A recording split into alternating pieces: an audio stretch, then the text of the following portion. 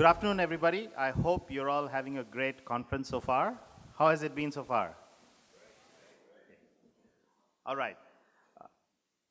I'm very happy to be moderating this panel on growth sectors and opportunities for investment, because as we have seen right from the morning when we had Pa Sofian Jalil, the minister, opening our conference, followed by the address by Pa Mokhtar Riyadi and the secrets panel with S.D. Darmono, Pa Posunko, as well as Anindya Bakri. One common theme came out very strongly, is that the property sector is ready and has been responding to innovating itself, looking at new models, looking at new sectors, and not being stuck by the definition of what property sector has been for the last 20 years. After that, we came on to the session which James Jersey just presented, which talked about specifically where things are heading. Of course, he talked a lot more about the technology effects on property, but you know, it is actually all connected. Technology can drive certain sectors to grow a lot faster than you would imagine. So the panel today is basically to have a discussion, not just with the great panelists that we have today, but also with the audience, yourselves. I hope to be facilitating a good discussion between the audience and the panelists here to examine, have a look at the growth sectors and what are the opportunities for investment, and probably a little bit more in the context of Indonesia. What would you think would be applicable here? So I have a great list of panelists with me. I'm very fortunate to have them here with us today. I'd like to invite them one by one. I'd like to invite Shen Chao. He's the director of China Harbour, which is part of the CCCG group, one of the largest construction companies based out of China. Following this, I'd like to invite Wen Xiu, the CEO of Pollux International, as he is fondly also known as Marcus. Please join us on stage. I'd like to welcome Colonel Achal Sridharan. He's the founder and chairman of Covai Property India. You'll get to know a little bit more about what they do in a minute. And of course, my dear friend, Shinta Widjaja, the founder of the Sintesa group. Please give a warm welcome to our great panelists for today.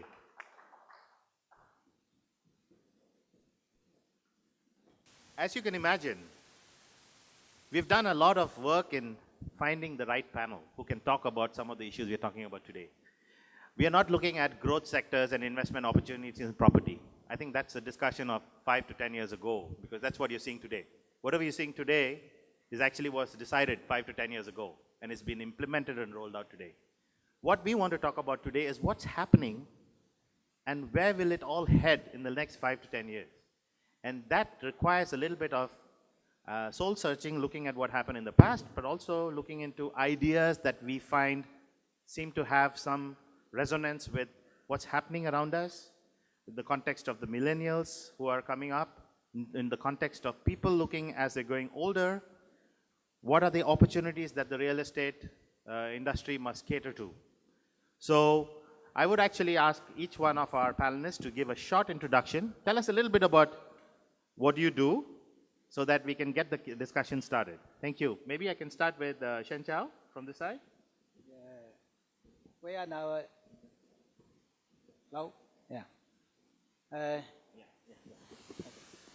I'm the director of China Harbour Jakarta Real Estate Development. So this is a newly set up property arm of our company. And we own 16 hectares of land in West Jakarta.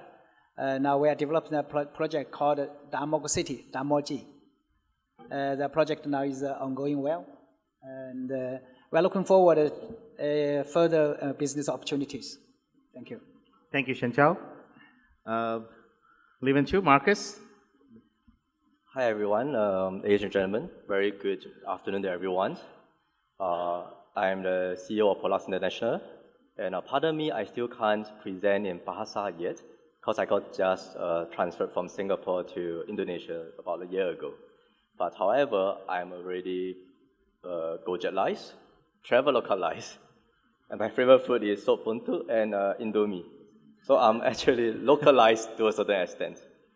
On a formal note, I'm very, very happy to be here, just like when I joined Pollux Properties in Indonesia, for the simple fact that the company and this forum, IPF, and myself, have a passion and share the same vision to build a better living, better quality living for the people in Indonesia.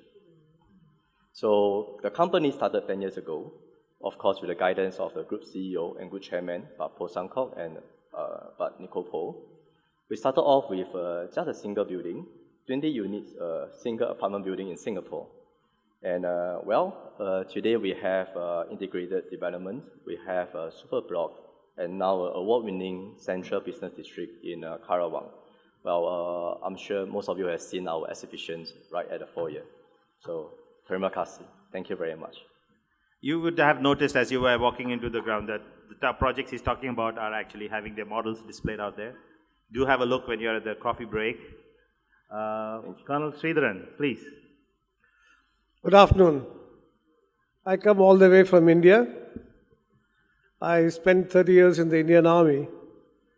Now, for the last 22 years, I've been in real estate, out of which for about 13 years, my company and my team, we are into senior living and senior care. We take a large number of young people like me, and we feel that we need to be taken care of because of a variety of social changes that has been taking place and will continue to take place in the future. So in that context, I've come here to share what we did in India and what we are doing and how I think there is a lot of similarity between Indonesia and India, especially in the context of not the millennials, but the young people like me. Thank you. Thank you, Colonel. Shinta? Hi, my name is Shinta Kamdani. I'm the CEO of Sintesa Group. We are a family business. I think we've been in Indonesia since 1919, so we're celebrating our 98 years. But we are a very diversified group. We are in consumer products, industrial products, property and energy. So I hope I'm in the right place because I'm definitely not a property expert. But I have to say in property, we have done works mainly in commercial and residential. Also, we've been focusing in hotel. We manage our own, develop and manage our own hotel chains. But I think what's exciting and why, I would like to share is more about our eco projects. So we have an ecotourism resorts that we are developing, and I think that's something that for me is very exciting because our group really believe in reaching that sustainable excellence. So we are a group who have its vision on sustainability is big in our DNA. So hopefully I can share about that. Thank you. Thank you. Oh, Thank you. by the way, I also want to say that I also the president of Indonesia Business Coalition on Sustainable Development. So I would also like to share some of our works, what we've done with some companies in IBCSD. Thank you. Thank you. Actually, you stole the first part of my question to you. So we're going to go actually in reverse direction. I think we should start with the lady first. I know Shinta for many years, and some of you may be familiar with the fact that she is actually, I think, the single-handed champion of sustainability in this country. She has been very involved in sustainability-related initiatives. She, in fact, is in the Chamber of Commerce, the Cardin, heading the initiative. And she goes beyond just playing that role with the hat on of Cardin, but she actually lives and breathes sustainability in almost everything she does. So actually, Shinta, in case you didn't realize, actually that's why you're here. I wanted you to be able to share with the audience how sustainability impacted you over these years and how does it translate into your businesses, especially the property part of it. And probably that links up with the eco resorts that you're doing. So please. Thank you, Sachin. I think first of all, I have to say that Indonesia have come quite a long way on sustainability. I think when we talk now on SDG in the UN, we are not as embarrassed as we used to. At least we're making some progress. And I have to say that we can't. And from my experience that I work over the years, I found that when we want to champion specific issue, this is a work that needs to be done by all stakeholders. Definitely government can't do on its own work. And a lot of time initiative have to come from the private sectors. And that's why I believe businesses needs to be concerned on issues like this that will really bring something forward and bring Indonesia more on the global level. I think one area when we talk about sustainable development, and this is something that I find is very important. Businesses, I think, forget that at the end of the day, while we have a very important bottom line to reach profitability, it's also important that we also look at the social and environment aspects. So I always look at sustainable development as a 3P: profit, people, planet. So that's where I go with my own company, because I do believe if I champion something on a larger scope, I have to do it and breathe it in our own organization. So I think one aspect that's important is when companies are considered and say, yeah, we are we have green businesses, we are championing a lot of green projects. What does it actually mean?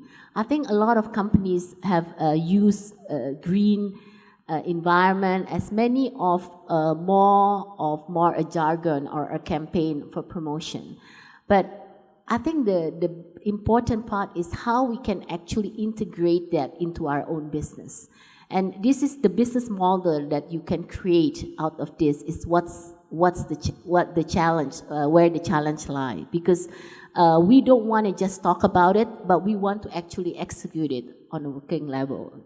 So I want to share specifically on, first of all, we do a lot of different businesses, and it's when you go into a family business, I have to say, one aspect that's not easy is you kind of already have a lot of things there, right? So when you want to change mindset, when you want to change, how you actually do the business, it's not as simple as starting on your own. So sometimes I regret and say, perhaps it's easier to be just an entrepreneur and start your own business, because then you can be very clear from the beginning how you want it done. So I started this with people that have no idea of why this is so important, right? So I think the first and foremost is convincing the people, my people, to really understand what sustainability means and why this is important. So education, I think, within our own people, within the organization is important. Then, when we talk about triple bottom line, you always have to see, because any projects that we go into, at the end of the day, if it doesn't create that profitability, you're not going to, the return that you want, you're not going to go into it. And as you know, many of these projects that we want to do is really it's not the feasibility. Obviously, is a big question mark, because obviously a lot of time it's much more costly. So when we decide, for example, to go into clean and renewable energy, my shareholder, my family will say, why would you want to go into something, that's more expensive and much more difficult? Who's going to support you with this, right? I mean, Indonesia is definitely a fossil fuel sector, and a lot of the power plants that we have are all fossil fuel. It's hard to go into gas, more or less renewable energy, even though they have a certain target. So I see that a lot of these challenges lies because obviously the environment ecosystem doesn't support that. And regulation-wise, we don't have incentive. Those aspects are not there. And it's the same with the property industry, where we want to look into certain, let's say, eco-hotels. We want to do why? It's more expensive. How can we compete with others that are not? So a lot of times now some hotels will just do and say, okay, we do recycling, we use recycling, and that you claim as a green hotel. The basic things might be there, but definitely it's far away from what we call the real eco hotel, or what what eco means in terms of business. So perhaps I want to share a little bit, Sachin, on our ecotourism project. So what we did is we have this 600-hectare development land in North Sulawesi, which we are currently doing. And obviously, this is located in area in which we obviously very beautiful view, very big land. But I think what's interesting is to have conservation area within that development of land. So after doing a lot of studies, we really look at this as an inspiring project to become a very first ever ecotourism project. And when we look at a lot of the opportunities, obviously Indonesia has many of this sense of ecotourism. So, I don't want to go into details because I'm sure we have to share, but perhaps later I can touch a little bit. But all I want to say is that opportunity for things on sustainability and what we can do here in Indonesia are quite huge, actually. And it's a matter of how we want to actually make it happen and drive many of the aspects and elements that this can become a reality. Thank you. Thank you, Shinta. I actually agree that sustainability becomes an important part of everything that you do. You've got to live and breathe it. It's a philosophy that you have to internalize. I'll like to touch back with Colonel Sri. You have been doing a lot of retirement, home, senior care. You've been in the market in India, and I think rightfully you are known as the king of senior care in India. And that's one of the reasons we had you here, because we thought it's a very interesting story that you can share. Maybe after you share a little bit about what you do, you could also touch upon some of the things that Shinta talked about sustainability. Does it play a big role in what you do? And how do you really see the role of your sector being a growth sector? Thank you, Sachin. I'm not the king of senior living. I'm definitely have been sustained by my senior citizens. I'm also one. I'm only 69. No, I started this into real estate after I quit the army in 1995. And from real estate, I went into this senior living in 2004 and tried to give some meaning to the life that I would expect to lead with my wife as we age. And this 13 years, we have done about 20-odd projects. And we have a large number of young people. I think my youngest lady was 102. And the youngest man was 106. And we have seen this journey and learning along with it. And now we feel that many of us are living long. There's a longevity which has come into our life. Some of my senior citizens in one community, out of 200 people, 57 of them are above 85 and 7 are on wheelchair. And you can't tell them, you go and go away from here. So we have to take care of everybody and every one of them. I never thought about it in 2004, but now we are evolved and now we understand that retirement community is not only living or an active life, and but it also leads to care component, assisted care in case I get a stroke, I need to be rehabilitated, or memory care in case I get Alzheimer or before that dementia. Who will take care of me, especially if my wife decides to kick the bucket and go to heaven or hell, wherever she wants to go. And then who will take care of me? On a selfish note, I may need palliative care. Let us assume that I start smoking at this age and I get cancer, and towards the end of life, we all need a kind of a care which is not available. Or even physical, children with physical disabilities, or let us say that, who have got some problems like autism, Down syndrome, cerebral palsy. What happens to them after their parents die? So we have to look at this care element also in consonance with the living element. The living has got to be active. It has got to be full of life. It is not that, as you see a senior citizen, you tell him, you please go and watch all the serials and start crying in your room. No, I think life has to be led actively. That's what we have been practicing. Now, I'll just touch upon why Indonesia. You see, India has got today 100 million senior citizens, and it is likely to grow to 140 million by 2050. Indonesia today has got 18 million, and it is likely to go up to 78 million by 2050. You see, you're going 4 times as against twice in the case of India. So your aged population, like India, is going to be enormous. You're going to be 25%, and we are going to be about 20%. And in India, by 2050, 65% of the population will be less than 35.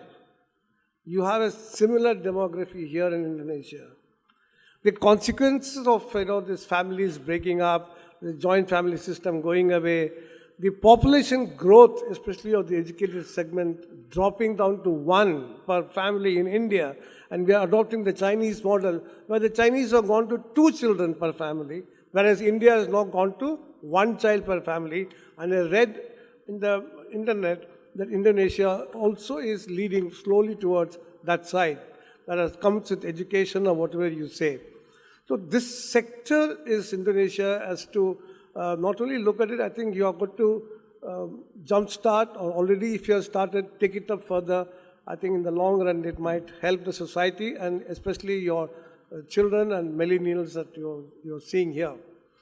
Now, I want to tell Shen that I'm very proud of what you are doing, and I'm the co-chair of the Indian Green Building Council. And I'm also into green buildings, and I promote. India has got already 4.5 billion square feet of green buildings, and we expect it to go up to 7.5 billion by 2022. And that is the kind of a thing that we have got. I was telling James that we have a commercial complex in Coimbatore, a place I come from down south, which literally breathes. Everything in that room, everything in that building is measured. If you don't need air conditioning in that corner, that air conditioner will switch off. If you don't need this huge lights, it gets switched off. Your curtains will move up and down depending upon the sun rays, how they come inside and go outside. And in the evening, when people leave that building and go away, there's a software company, take it from me, the building shuts down and restarts next day morning. These are the kind of things that is available today, and sustainability of this, like we started off in my retirement community with garbage clearance. Very important. Every city has got a major problem of garbage. My communities don't even let a paper go out of the community. We have a solid disposal system. We use the sewage treated water for our complete gardening. So we save on water. We have rainwater harvesting systems, so that we can even recharge our borewells or aquifers, wherever that we have. And like that, like we use only LED lights. We use sensors in our communities to cut down this power. I have gone into totally solar-based accommodations for one of my retirement community. Every house gets 1 kW solar, besides everything else being operated by solar in the daytime. Every house earns about 1,500 rupees a month of saving. For a senior citizen, ladies and gentlemen, 1,500 rupees a month is a huge saving, especially if you're going to live up to 90 years, and for 30 years you're going to be a retired man or a woman. So for us, that's a huge amount of saving, and that goes to the people, basically because, and contrary to the general belief, the incremental cost in the sustainable building that we are talking of in my country for the projects that we do is hardly 2%. And your payback time is 3 to 4 years. So thereafter you live in an absolutely clean atmosphere, clean breathing, your power is low, your energy levels consumed is measured, and you live a better and a longer life. So that is what we do in our retirement communities. I am with you. Thank you, Colonel. Actually, a very interesting look at some of the intricacies of retirement homes and senior care. It's a big opportunity in Indonesia. I think, Colonel Sridharan, you were here in 2014. Yes. and you got a chance to have a look at how many people are in it, and I don't think you've seen very much change from then to now. Yes, I came in 2014. I came because we developers have a, at the national level, we have an organization called the CREDAI. And the CREDAI is actually takes at every state level it has got, and we have got it at the national level. And they really act with the policy makers and everybody who is concerned, including sustainability as a matter of fact.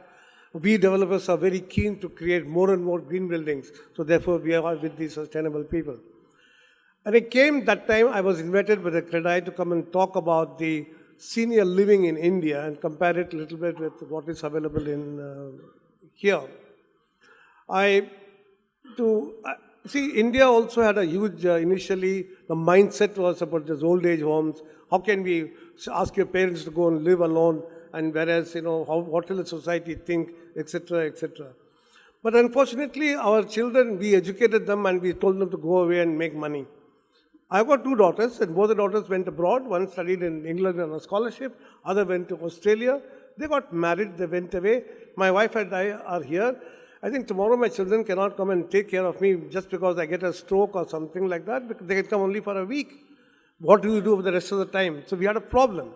So today that mindset is gone because we are not talking of an old age home. We are talking of an active life in a retirement community with people of your like-minded people enjoying life together, going out on picnics, tours, and having my senior citizens at the age of 90, they do Zumba.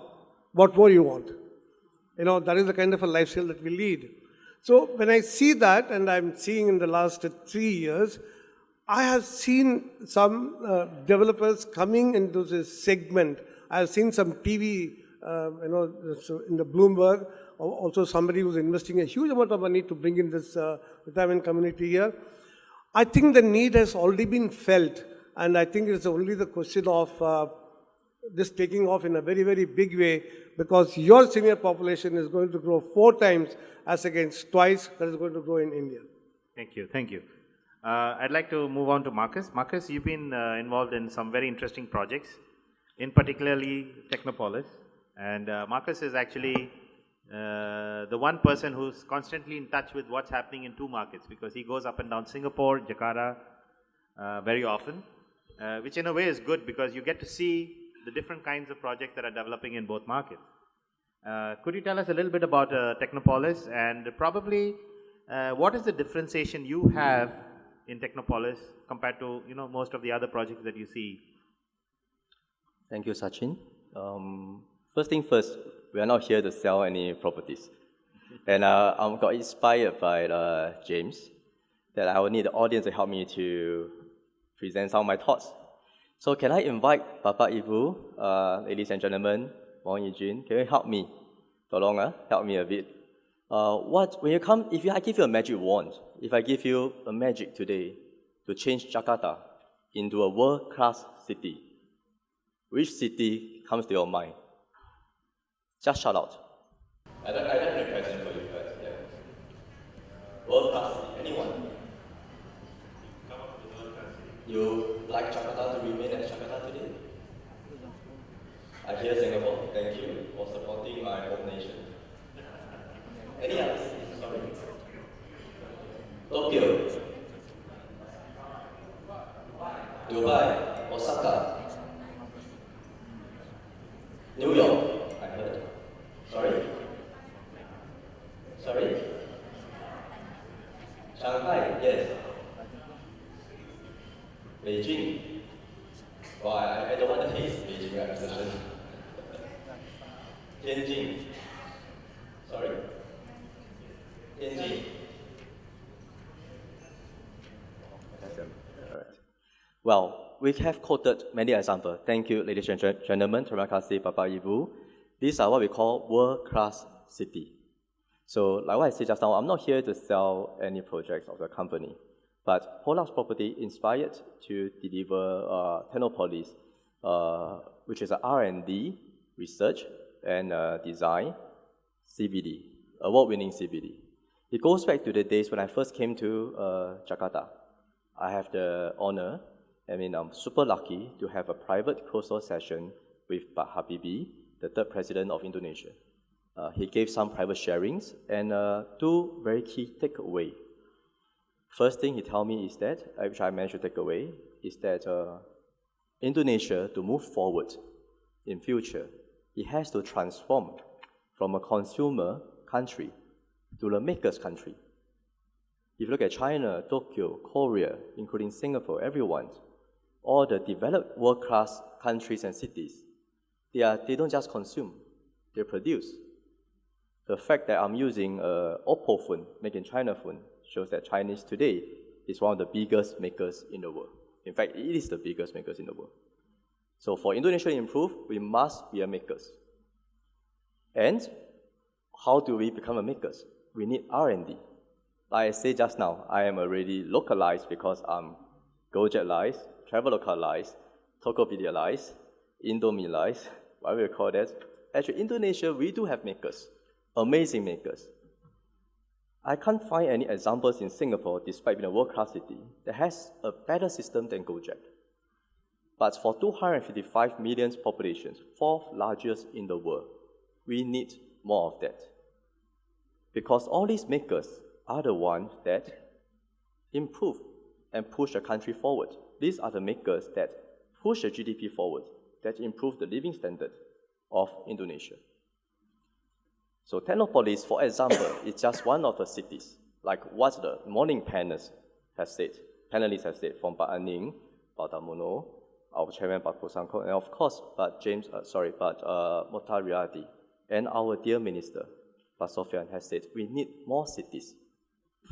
Well, I mean, as a Singaporean, I'm pretty, I'm not so daring to dare to say that we're going to move Jakarta. You know, if you look at the history of the world development, not many capitals move during peacetime. Not many. In fact, I can only think of a couple of my hands. Like China, for example, shifted from Chang'an to Beijing. That was a long, long ways ago. Yeah. So, and of course, we have 500 buildings, office buildings in Jakarta, which means that we're going to shift them. We're not going to, I'm not daring enough to say that we're going to have a new capital. Jakarta is here to stay. I think so. But we need more cities. We need more platforms to build the makers. Makers like Tokopedia, makers like Indomie, makers like Gojek. We need more of them. So Technopolis is one of the cities that's designed to have these makers there. Imagine Indomie, using that as an example. Imagine that as an organic, very healthy instant noodles. Wow. I dare to say that potentially it will become a Fortune 500 company. And we need platform for that. We need cities that build for that. Wow. And the second thing I take away from President Habibie, our third president, is that the future generation have to be better than this generation. Which is why Technopolis is built for future. We call it cities for the futures. Technologies move so fast. But Anning has enlightened us that the government is planning. But of course, the private sectors have to cooperate. We cannot just depend on the government to provide us 4G, 5G, 6G, 7G. The private sectors have to do our part. And here we are developing cities that are ready for 4, 5, 6, 7, 8Gs. Thank you, Sachin. Thank you. Marcus, it's a very interesting take on how a new city can have a specification or a specialization. And I'd like to actually I'm going to ask the audience this later about how many of you think that you're still going to be living in Jakarta 10 years from now, or is it going to be one of these new cities? But I'll ask it a little later. I'd like to ask Shen Chao to come on. There are two things that I would like you to talk about. Firstly is what are you doing here with Dan Mogot City? That's one part of it. The second part of it is I'd like you to bring some observations on what was discussed by Shinta on eco resorts, Colonel Sridharan on retirement homes, and Technopolis concept, which Marcus talked about, from a perspective of what's happened in China. Because I believe China has some great examples. We all should be able to look at the China phenomenon to see how a country in 20 years could get so much of development in the property sector, and lots of lessons to be learned there. So over to you. Chao? The Damogo City project now is under the first phase development. So we call it a city, as means our intention is to include in as much as possible the basic elements of a city in our project. This is not because just the size of the land we are having now. It's particularly because of the requirement of the people and the actual situation of the city. Mr. Marcos says, hey, now what is the problem now we are facing in Jakarta, and whether you are going to stay in Jakarta in the next 10 years. So actually Jakarta facing a lot of problems. I think everybody can feel, everybody understand, like the serious traffic jam, and also the flooding. Now is a rainy season. This causes the traffic is a more problem, for all the people. And if you travel in Singapore, if you would do work in Singapore, one day if you travel and you can do maybe 5 or 6 meetings, and while in Jakarta maybe half day you can hardly meet one people, and in the afternoon maybe another meeting, then whole day finish. Yeah. So actually this is the cost of life, this is the cost of the time, and this decrease substantially the efficiency of the city, of the society. Yeah. So that's why we try to build as much as possible in our project, like the school, hospitals, lifestyle shopping centers, etc. Yeah. So that people will need to travel as less as possible. So in other words, this also can help the city to reduce the traffic. And I think for the city like Jakarta, so as a city with more than 10 million populations, and with overall population of Jabodetabek, which is about 30 million population. It's a really huge mega city, and to manage this kind of a big area with big population really need a lot of input from both the private sectors and the government sectors. And all the daily needs has to be met by the all the sectors. Yeah. So out of that, property developers play a very important role in this under this situation. How and where we are going to build the new homes for the people to live. I think this will greatly affect the lifestyle of the people, and actually also to meet the challenges of the today. Yeah. So today we build the properties is not just for the today. It's for the future.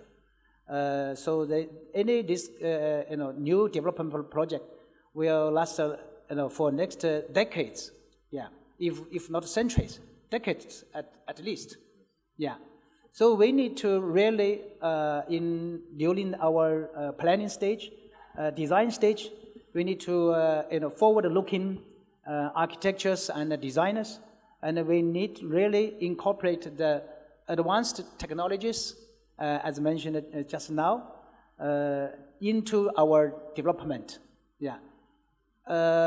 As we see that, current affordability of the people is still low, not very high. However, we should, at this stage, to provide the basic facilities and leave the rooms for future to upgrade easily. Yeah, not necessarily to really, from the beginning, like if we want to upgrade something, install some new facilities in the old buildings, then we need to do a lot of renovations. Yeah. Why, if we leave this, rooms for the upgrade in the future, so this will save a lot of cost. While we should, step by step, to incorporate the most advanced technologies in our building. So those including the sustainabilities, like energy living. I think the last couple of months we have done some research and studies, and we have made some comparison. So like property management services, we found that here in Indonesia, in Jakarta, property management charges is 200% or 300% higher than China. So I don't know why. Yeah. So because in Jakarta we see many people, they like to stay in apartment, vertical houses. This is actually represents a future trend of the development, which can have a lot of facilities. But one of the reasons for normal people, incoming people, is that they are very much afraid or they are much concerned about the high service charge. So one of the reasons we found after talking with many people is that 60% of the service charge goes to energy, goes to AC, goes to the generators. Yeah. So this surprised me a lot. Yeah. So those are the areas that we should working hard to reduce the energy consumptions, then to reduce the service charge to the people. Yeah. So make the living in an apartment more affordable. Yeah. This we can do a lot. Yeah. So this is just one example. Yeah. Of course, where there are many areas we can do. Yeah. So what you say is that your experience in China allows you to bring a different standard that you can compare and see how you can add value to what's happening here. Shinta, you want to add something to this? I just want to add, since we're talking about cities, and when you raise the question, obviously nobody ever say they want to be like Jakarta, because obviously we see all the chance that we have. But I want to share a program that we're actually currently doing, because IBCSD is part of the World Business Council on Sustainable Development, and we have a sustainable city engagement model. So this is an interesting model that we also would like to. We're currently trying to propose for Jakarta, and hopefully the answer will be want to live in Jakarta. I think the program is a public-private partnership program. So we realize when we want to reach this kind of thing, obviously there has to be engagement from the private sectors as well, but I think first of all, the Zero Emission Cities project, I think that we can work with city to develop concrete projects that reduce greenhouse emission. I think this is very important, and this has to be done at scale. And I think the project provides a platform for business and city to collaborate in an integrated, open fashion to first understand the city challenges and to engage the relevant, obviously, the stakeholder, and to develop more organizational and financial models. I think this is important.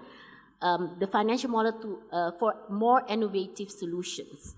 And I think this is definitely something that we have to pay attention. Second is, you talk about energy efficiency. I think one of the projects, the energy efficiency in buildings, we have EEB lab actually we've done last year. And I think this is to engage the full building value chain and the city to develop action that overcome identified market barriers for energy efficiency buildings. And we have the target here that the project ambition is that 50% of projected energy used in building can be avoided with today's available technology. It can be done, but this has to be, somebody has to kick this off. It can't be just individual projects. So this is why we are talking about sustainable city, because it has to come also from the city to want to incorporate this. And thirdly, I want to also share with you about the sustainable mobility project that has been developed on urban mobility planning tool consisting of a set of, there's about 19 indicators for sustainable mobility, and a set of over 200 mobility solutions that can be linked to a city priorities. So this is happening around the world. So Jakarta needs to pay attention and learn from this, and learn this model, bring this model, and how to implement here. So I think this is where, partly why we are here also, right? This connection and in our world, because a lot of time we don't have to replicate. There are things happening in cities around the world that we can learn from, and this is something that I think Jakarta can definitely follow. Yeah, to be honest, I never realized that all of us here are actually working for PLN. 60% is a huge number. Okay, so Colonel Sridharan, I want to ask you that, having heard from Shen Chao as well as from Marcus on the plans that Indonesia has, and as you've heard in the morning as well about the future cities, where do you see the retirement homes fitting into the future city model? It's a good question.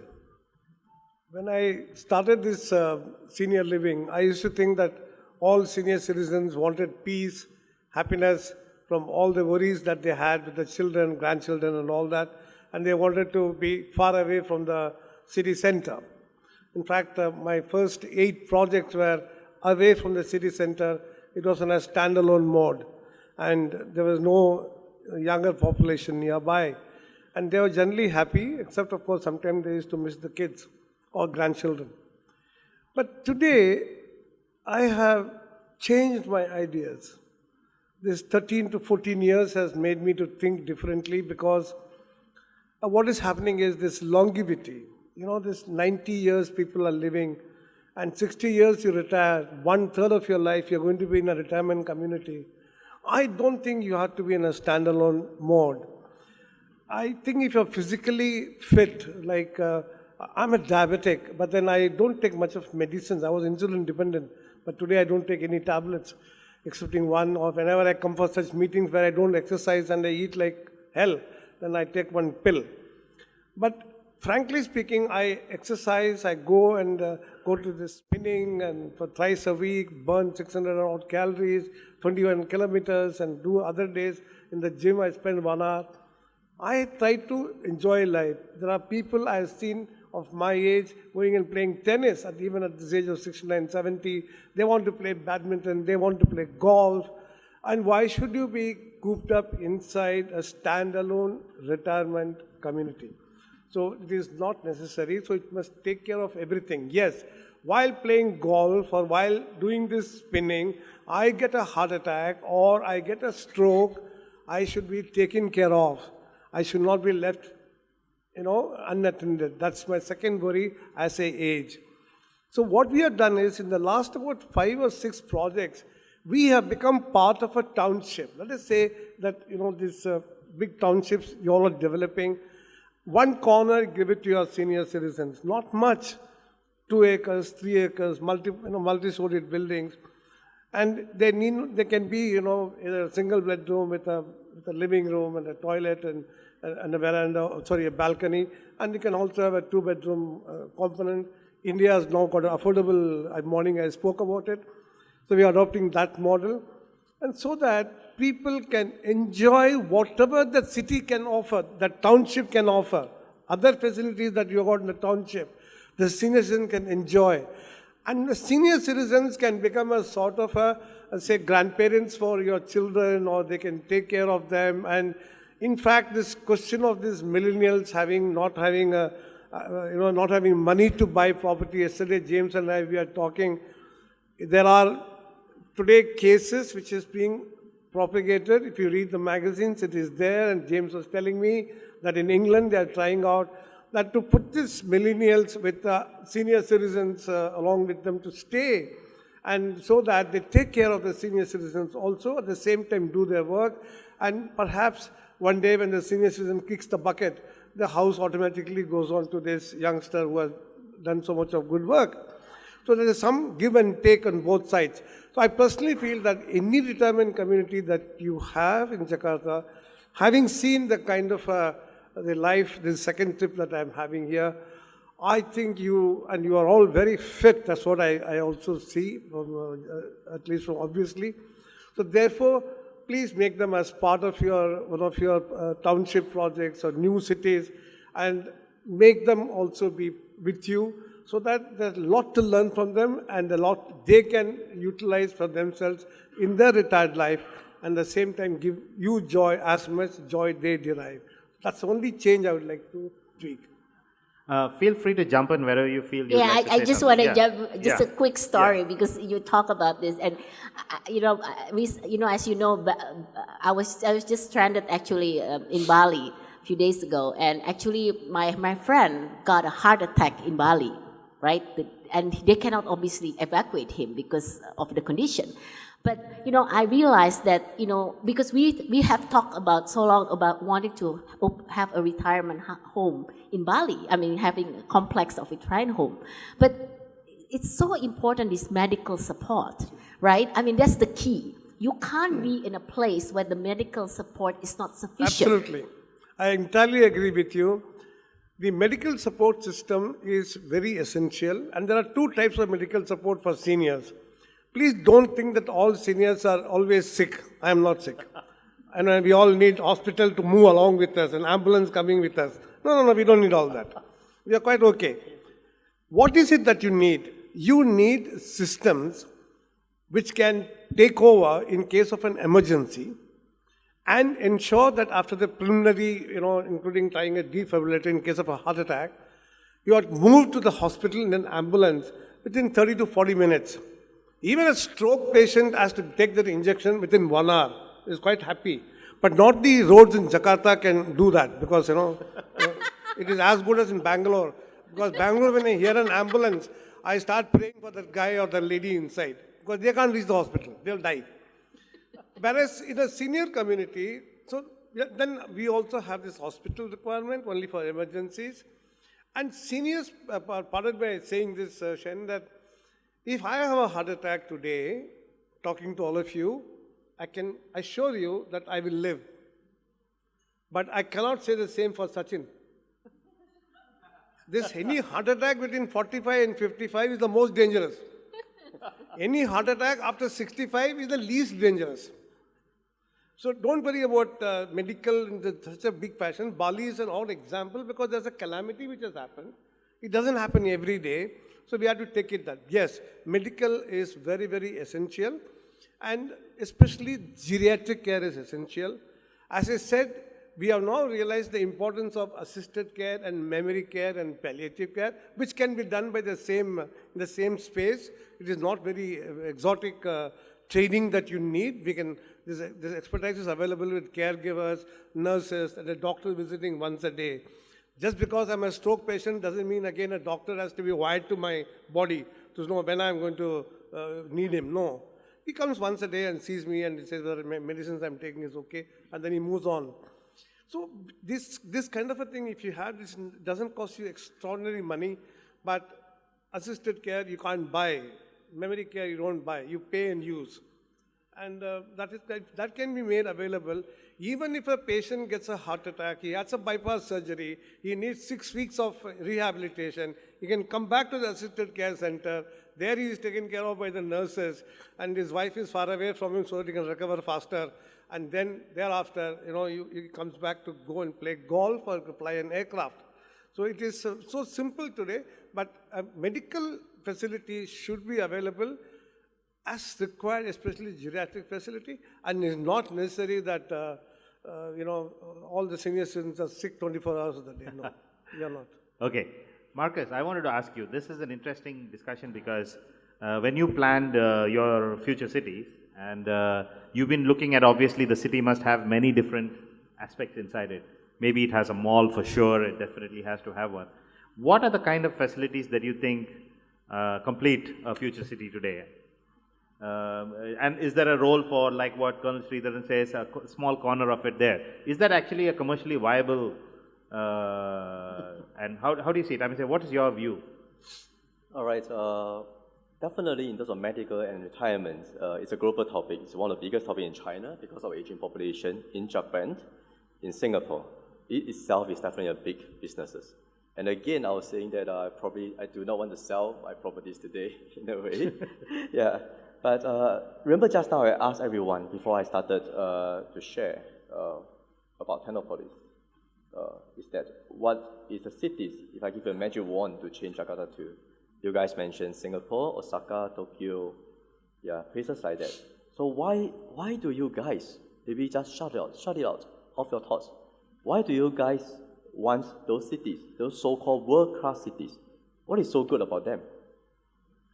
Bapak Ibu, what is so good about Singapore, for example? What is so great? They call it the garden cities, lots of trees, but I don't think there are more trees than Indonesia.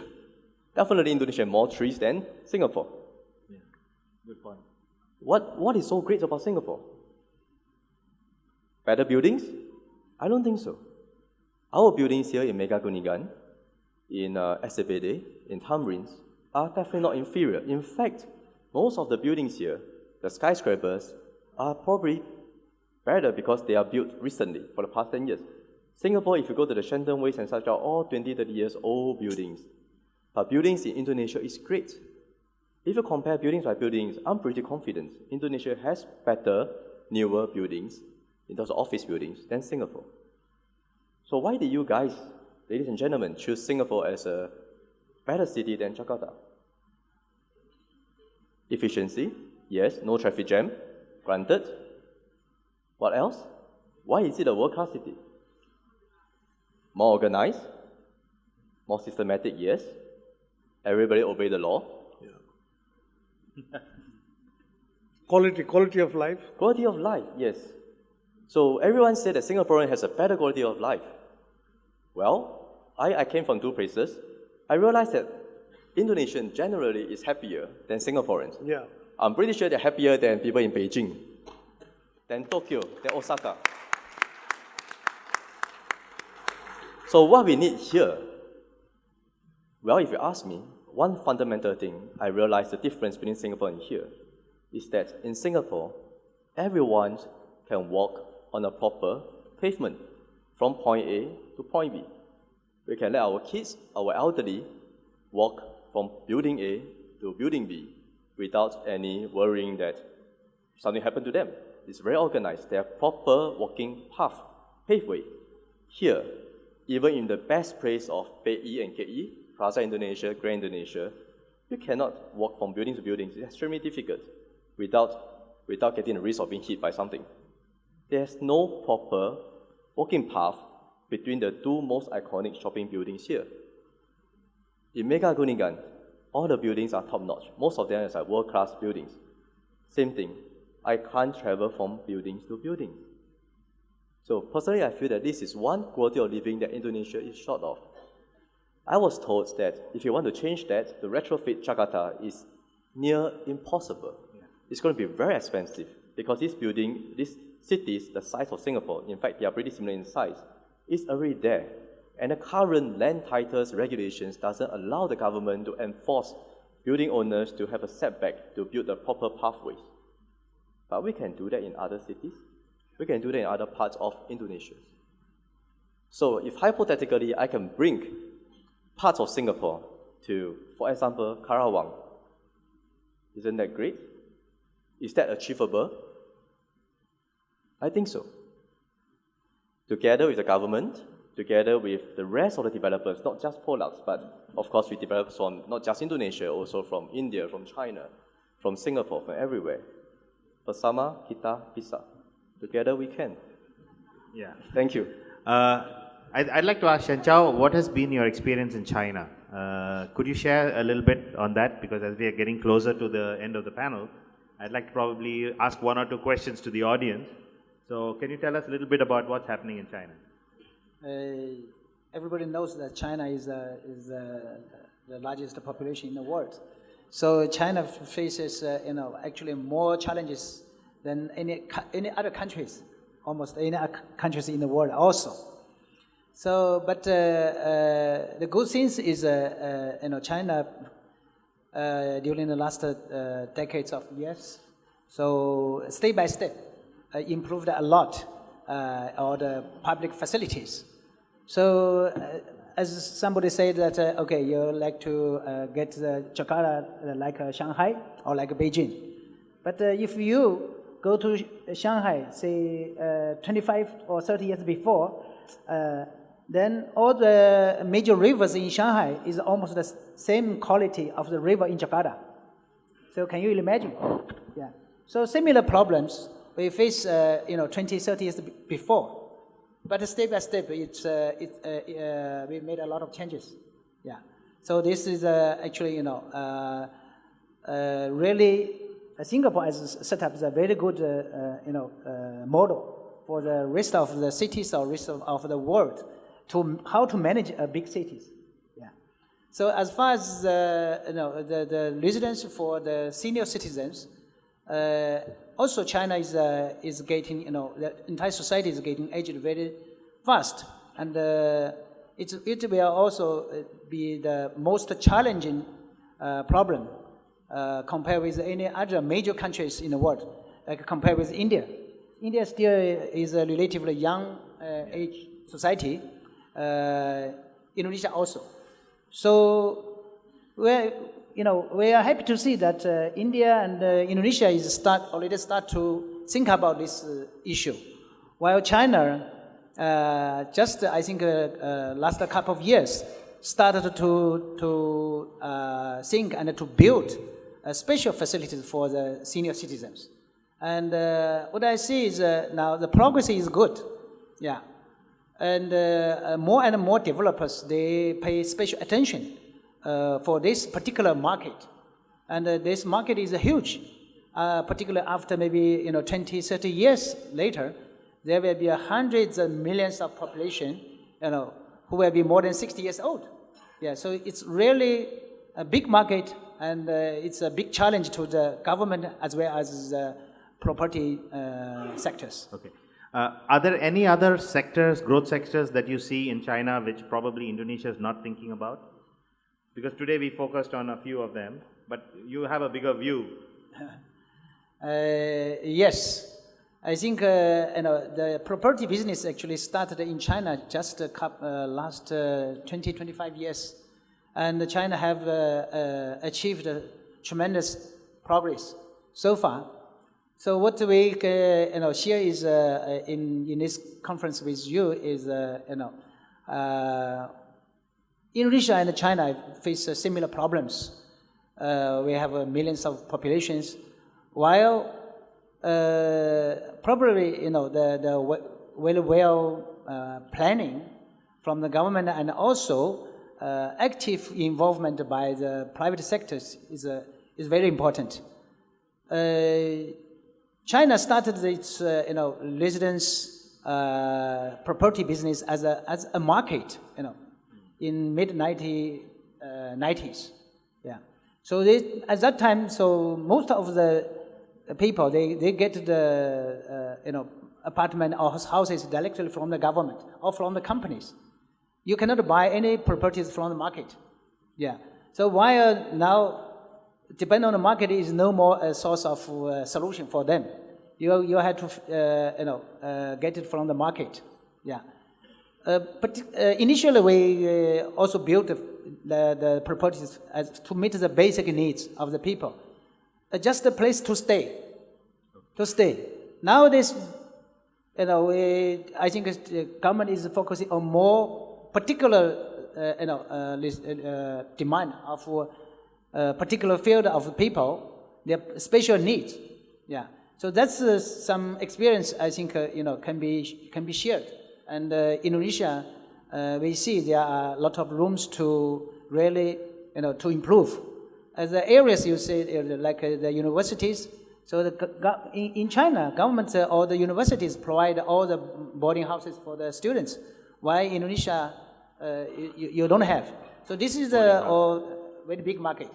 Yeah, and many other areas also. Thank you. I'd just like to ask, does the audience have any questions that you'd like to pose? We have time for one or two quick questions. Yes, gentleman here, I think Nalin? Yeah. Go ahead. I have a few comments. So I'm glad, Marcus, you brought up the question of quality of life. Two comments on two different aspects we've been discussing today about the future. One is about technology and urbanization, and the second is about sustainability. These are not questions, just my comments. To me, the greatest technology is that I can eat a banana or a grape and it turns into flesh, blood, and bone. Till you beat that, I still believe that we have to look at it in a humane way. Instead of trying to answer what we will do with the people moving to the cities, we should answer why are they moving to the cities, which brings me to James' question. If you provide connectivity, you don't need 70% urbanization. Who will grow your food if everybody comes and lives in the cities? I think the whole assumption that people like to live in apartments, like to live vertical 100 feet above, like to live horizontal, you are making mental leaps. I don't think people like any of that. People like to live in a nice way, and like you pointed out, they're happier here than in some of those concrete jungles we talk about. On sustainability, I think we are behaving as a generation as if we are the last generation on earth. If we are going to build, say, 10 million, 100 million homes here, where are you going to build them? You are going to clear forests. You are going to ravage the land, however vertical you make it. You may make the building carbon neutral, but what about what you've already destroyed? So I think all this has to be discussed in a slightly balanced view, and as investors, when we look out into the future, we worry about some of these things. There's these trends and these so-called things that people desire are being forced upon us and not really what is happening on the ground. Any quick comments on that? Yeah? Yeah, thank you, Mr. Nalin. I must say that I agree with certain parts of that. And in countries like Singapore, in China even now, that the rapid urbanization itself is a problem to sustainability. We are tearing down forests, greens and such to house more people in the urban world. But in Indonesia, it's a bit different. Given the context here is that we are quite severely under-urbanized.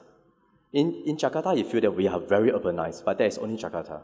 And there is only 10 million out of the 255 million populations. And Jakarta is only the similar size of the same size as Singapore.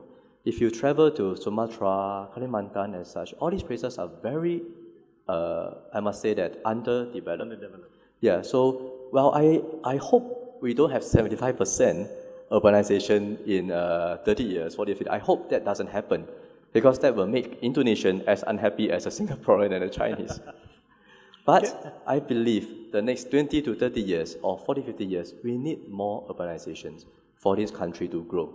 We cannot continue to just plant fruits and eat on them. Like what President Habibie said, we have to be makers for the country to improve. Yeah, Indonesia has a potential, but I agree with Mr. Nalin that yes, let's not overdo it. Don't push for 75% urbanization. Thank you. I just want to add only one thing here. All over the world, people have moved only from the rural area to urban areas in search of greener pastures. If only you can make this shift little bit towards the rural area, this migration will not take place. And I can tell you that I think the Government of India today has taken certain steps in terms of even creating this infrastructure and housing in the Tier 2 cities or Tier 3 cities, so that people don't start moving towards Tier 1 or Tier, bigger metro cities.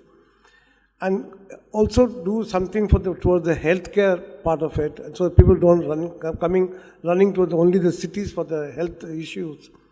And if you can do that, and if you can incentivize the developers for doing such things like the way we do. In Gujarat, you'll be surprised to know when Prime Minister Modi was the Chief Minister, he insisted that you have your development not in the city but outside the city limit, and please put up a sewage treatment plant, and that treated water, please give it to my farms, the farmers, so that they don't have to worry about water. So that kind of a cooperation between the private and the public really helps. And I do agree with Nalin that this shift need not take place. And I think many of the developers today, if you see, when they talk about these new cities that they are developing, it is not in Jakarta per se, it is away. Like a couple of my retirement communities are located in townships of 160, 170 or 200 acres. But they are not in the city center at all. They are away from the city, but with better infrastructure to get to the city if the time in the need be. and then have the other elements which are required. Why should you have everything in the city? I see the traffic going only in one direction in the morning and coming back in the other direction in the evening. Not only here, it is happening in Bangalore, it's happening in Chennai, it's happening everywhere. The center of the city, everything is here, one side in the morning, and everybody goes the other side in the evening. So the other side is, there is no traffic. So I don't think we have to do that. If you can create these lovely cities that you all have planned, and you can have all those things inside, including the SEZ, I think this problem will be solved, and I think this rural migration may not take place. Thank you. I think we're kind of coming close to the end of the panel. If there's any other quick reactions, go ahead. Otherwise, I think I'll do that check which James did earlier. Is the audience awake? So, the question I have for you actually is, in 10 years from now, do you guys see yourself living in a retirement home? Or do you see yourself living in a future city? Or do you see yourself wanting to move to a rural area, like how Nalin has pointed out? Give it a quick thought. I'm going to ask you one by one. Just a show of hands is enough. How many of yourself see yourselves living in a retirement home? Show of hands. Berapa orang di sini? Nobody. Nobody. They don't want to feel old. Yeah. Living in retirement home is among old people. I guess nobody wants to be among old people. I think all are very, very young. That is another issue. How about in a future city? Seperti ada kota baru yang banyak ini, dalam 10 tahun, berapa orang di sini merasa mereka mau tinggal di kota yang baru, bukan di Jakarta misalnya? Okay, there are so many new customers. Okay, does anybody here see yourself having the compulsion to move to urban, rural area? Mungkin? Yes, sir. Are there any? Okay, that's a fair amount of people. So I think the conclusion I have is that the growth sectors and our investment opportunities we see have to actually follow human wants and needs. We have so many different wants and needs, and I think many of these new developments are trying to cater to all of them. There's a little bit of the rural part of it in a future city, because you try to put a lot of trees, you try to put gardens, you try to put lakes. So you're trying to create an environment which seems more natural to human existence. And at the same time must have the high technology side of it, which are like the malls, the theaters, the hospitals, the schools, which are not really necessarily found in rural areas. So I think human beings, to be happy, want to have a mix and a combination of it all within a certain township area, and that's actually the real challenge. How can you find that balance which people really want, and if people's wants keep changing every few years, how do the property sector players respond to that? Because that's how they get the kind of, that contributes to the growth of that company. It's the bottom lines at the end of the day that matter, and you have to find this balance between commercialization and human wants and needs. So thank you very much. I'd like to really thank all of you to be here very patiently. I think we had a great panel here, so a big round of applause to my panelists. Thank you.